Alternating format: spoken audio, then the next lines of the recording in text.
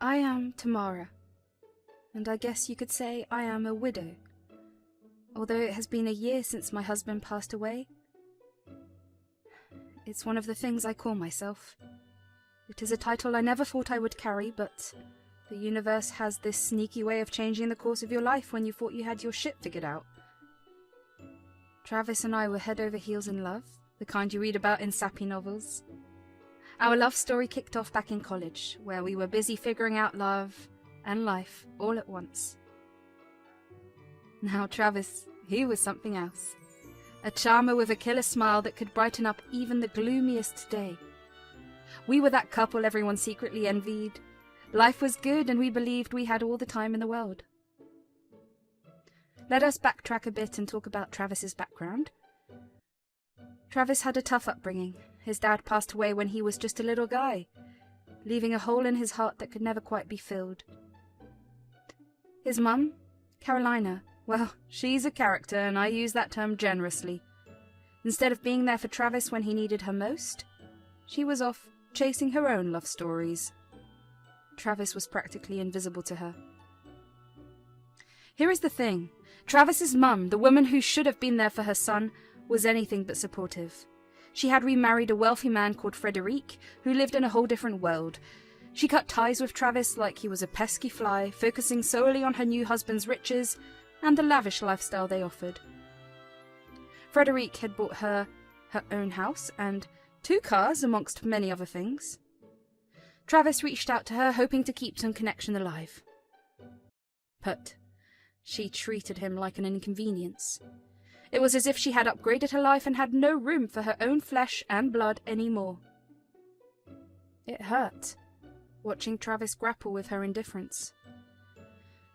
Now, let's go to when Travis proposed to me. We had a very stable and secure life, and the timing could not have been better. When Travis popped the question, I thought it would be a good idea for us to visit his mum and share the news in person. After all, she was still his mother, and he deserved the chance to tell her himself. It felt like a moment that could potentially mend their broken relationship. So off we went to her fancy mansion, hearts full of hope. But when we stood at her doorstep, she could not have cared less. Travis might as well have been a stranger. She barely acknowledged us, let alone the incredible news we had to share. It was crystal clear. She did not give a darn about us. That visit was an eye-opener, the first peek into her icy heart. "Hey, Mum, it's me. It's been a while." "Oh, Travis, why are you here, and who is this?" "This is Tamara, Mum, my fiancée." "Nice to finally meet you, Carolina. I've heard a lot about you." Fiancé, huh?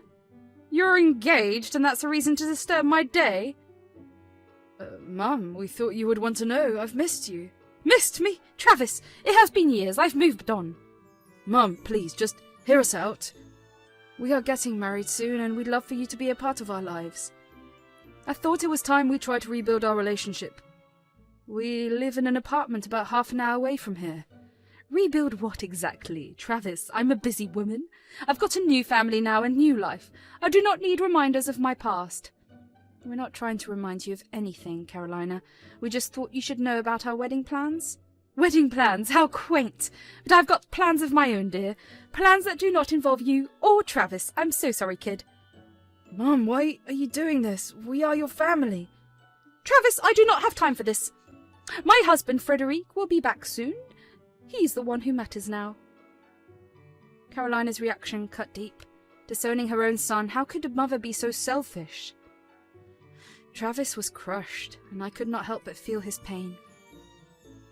But life moved forward, and Travis and I got married. Our wedding day was magical. As I walked down the aisle towards Travis, I knew I was making the right choice. We exchanged vows, promising to stand by each other through thick and thin. The first year of our married life was filled with beautiful moments. We are in the same cozy little apartment on rent. We'd been saving for a house, but an apartment seemed like a smart choice because it was just the 2 of us then. Travis was the most loving and caring husband. He would surprise me with breakfast in bed, and every day felt like a special occasion. We created our little routines. Lazy Sunday mornings with pancakes and cuddles, and adventurous Saturday nights where we try out new restaurants. Travis had a knack for remembering the little things, like the way I took my coffee and my favourite flower. We would talk about our dreams, our future, and how we wanted to build a family together. So, our first wedding anniversary was supposed to be this magical evening. I went all out, scented candles, flowers, you name it. I was just waiting for Travis to walk through that door after work so we could dig into a fancy meal and toast to our love. But life had other plans. Instead of Travis, it was the darn phone that rang, and it was not good news. Nope, it was the police telling me that Travis had been in a car accident on his way home. All those romantic plans, all the effort I put into making it special, it all just crumbled. The dinner sat there growing cold and lonely as I rushed to the hospital with a heart full of fear. I was pacing hospital corridors, praying that Travis would be okay. The doctors delivered the heartbreaking news. There was nothing that could be done further. They gave him a day or two. It was a gut-wrenching moment. They said I could go in and talk to him one last time. As I entered his room, emotions overwhelmed me. We held hands, tears streaming down our faces. It was all in God's hands now, and I clung to the hope that a miracle might save him. Tamara, I do not know if I'm going to make it, baby. The doctors say it's touch and go. Trav, do not say that. You're going to pull through. You have to. Tamara, I love you so much. Whatever happens, just promise me that you'll be happy and that you'll find love again. I could not have had a better life. Thank you. Trav, please. Well, there is another thing. I bought us a house. What? A house? It was meant to be our anniversary gift. It's a really nice one in a really lavish neighborhood. Specifically, it's right next to my mum's place. I held on to some hope, I suppose. I thought maybe if I was right next to her, she would consider making me a part of her life again. I'm sorry, I feel like a fool now. Oh, honey, don't be sorry. You tried. Yes, it is yours, actually. You are the owner. Do whatever feels right. I understand if you would not want a daily reminder of my mum. So you can sell it or live there. It's up to you, Tamara. Travis, you are not going anywhere. I sat by Travis, clutching his hand tightly as tears streamed down my face. I knew I had to make that painful call to Carolina. He was her son, after all, and the doctors had made it clear that Travis didn't have much time left, maybe just a day or two at most. I made the phone call to Carolina. Carolina, it's Travis's wife. I need to talk to you about Travis. He has been in a terrible accident and the doctors don't have good news. They say he may not have much time left. Oh, really? That is so sad. I'm sorry for him. I can send you the hospital address. Well, you don't know what I've been through lately. Frederique and I got a divorce. I'm sorry to hear that, Carolina, but Travis is your son and he's in critical condition. I thought you should come visit him. I have a therapist appointment, you see. I will not be able to make it. Carolina, he is your son. How can you be so cold and indifferent? He needs his mother right now. Look, Travis and I have not had a good relationship for years. He chose his path and I chose mine. I don't see why I should drop everything now just because he's in trouble. It is about his life. Don't you want to see your son one last time? I don't know. Like I said, I have a lot on my plate right now. My condolences, Samantha. I'll try to be there for the funeral. It's Tamara. You don't want to regret not being there for him when he needs you the most. I've already given my answer. Goodbye, Tamara. I could not believe that a mother could be so selfish when her son was fighting for his life. A few days later, the unimaginable happened. Travis passed away. It was a gut-wrenching moment that left me numb and lost. Surprisingly, Travis had a will in place, and he had entrusted me with making arrangements for his funeral. In his will, he had allocated some of his assets to me, which was both comforting and heartbreaking to know. Even more surprising was that he had left a decent amount of money for his mum, Carolina, and as for the new house, it was not mentioned in the will. The seller had transferred it under my name, solidifying my ownership. It was mine, completely. Dealing with Travis's passing was beyond difficult, and I found myself unable to handle the practicalities of arranging his funeral and all the necessary paperwork on my own. That is when I turned to my sister, Kelly. Without a moment's hesitation, she said she would be there to help me through it all. The day of the funeral finally came, and let me tell you, it was no picnic. The sky was all gloomy, just like our moods. Friends, family, and anyone who ever knew Travis gathered to pay their respects. It was a real tearjerker when everyone sharing stories about him, but amid all that sadness, I could not help but hope to see Carolina there. Sadly, that lady was a no-show. I could not let it ruin the day, though. Grief had enough of a grip on me already. After the tear-soaked service, we headed to the reception venue. People shared stories, gave condolences, and there was food. Now, the will reading was supposed to happen during this time, and I had honestly given up on the idea of Carolina showing up. I was mingling, trying not to break down in front of everyone, when, lo and behold, who strolls in but Carolina herself? Thanks for showing up so early. Ha ha! Salty little girl. You've got quite the alcohol scent about you. Just a few drinks with a possible future flame? Seriously? And you missed your son's funeral service for it? Oh, come on, sweetie. I needed something to soak up the booze. I felt a bit queasy after all that. Carolina, I can't believe you. You could not be bothered to show up for Travis's funeral, and now you are here, drunk, for the will reading? Oh, honey, I don't do funerals. They're such a downer, but I'm here for the important stuff. She winked at me. The guts this woman had. I could not believe it. Carolina's behaviour at the reception was beyond belief. Nonetheless, it was time for the will reading. So I gathered everyone around. As the appointed executor, I took a deep breath and began reading Travis's will to the gathered audience. There was a hushed anticipation in the room, and Carolina seemed particularly eager. Ladies and gentlemen, as the executor of Travis's will, I'm here to carry out his final wishes. Travis left behind some assets and his thoughts on how they should be distributed. Additionally, Travis allocated a separate account for his mother, Carolina. In it, he left a sum of $5,000. $5,000? That is all he left for me? Travis, my boy, you truly were a poor soul, a loser even in death. Everyone was taken aback by Carolina's cruel comments. Carolina, this is not the time or place for such remarks. Travis had his reasons for what he chose to leave behind. Seriously, was he even a lawyer or just pretending? I cannot believe you don't have any property or savings, and he only had that little bit stashed away. It's like he was good for nothing. Looks like the poor guy died from poverty. You're clearly drunk, Carolina. You should leave. Oh, you bet I should leave. He was a lousy excuse for a son, and I don't want anything to do with him. As the hours went by, I could not shake the memory of the messed up day. Carolina's heartless act as Travis's will reading still stung like a bad hangover. My sister Kelly came over, and we both vented our frustration and sorrow about Carolina, who had shown no ounce of decency for her own flesh and blood.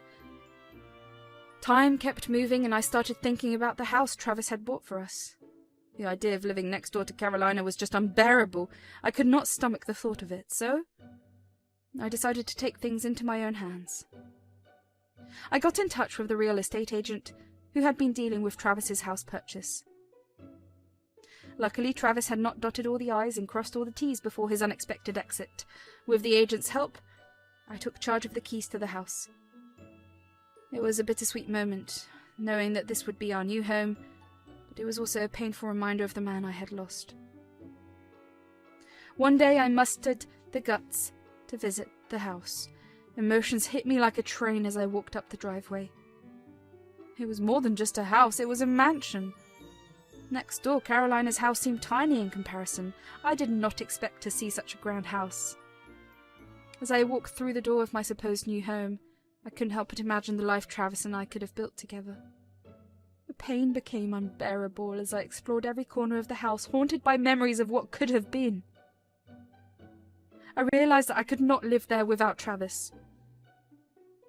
As I stepped outside, determined to put the mansion on the market, I heard a familiar voice.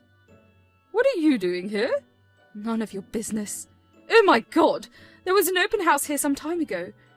"Don't tell me you're the buyer of this place. It would be the biggest joke on the face of the earth with that crappy money your little financier left you." "Can't you feel any sympathy for your own son? Who talks like that? Sympathy for that loser? I should throw a party instead. Carolina, can't you cut the insults? Travis is gone. Show a little bit of respect. Respect, huh? Travis was a fool, just like his father.